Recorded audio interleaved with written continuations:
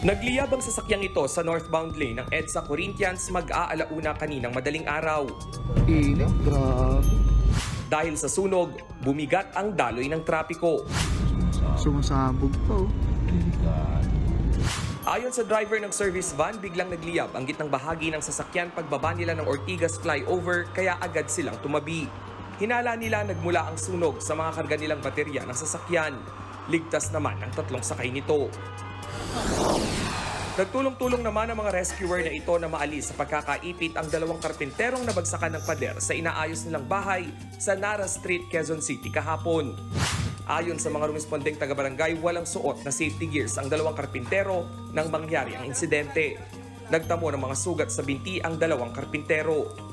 Iniimbestigahan pa ng lokal na pamahalaan kung may kaukulang permit ang ginagawang bahay. Arestado naman sa bypass ang babaeng ito sa General Trias, Cavite. Ayon sa mga pulis, inaresto si alias Yumi pasado alas 4 kaninang umaga matapos niyang pagbentahan ng marijuana ang isang pulis na nagpanggap na buyer. Nasamsam sa kanya ang mga sachet ng hinihinalang marijuana na nagkakahalaga ng mahigit 256,000 pesos at liquid marijuana na mahigit 10,000 piso ang halaga. Kabilang si alias Yumi sa listahan ng high-value target sa General Trias. Naharap siya sa kasong paglabag sa Comprehensive Dangerous Drugs Act. Yan ang Frontline Roundup, Rainiel Pawid, News 5. Mga kapatid, Nikki de Guzman po, iba na ang may alam at may pakialam sa panahon ngayon. Para sa tuloy-tuloy na balitaan sa Frontline kahit weekend, mag-follow at mag-subscribe sa social media pages ng News 5.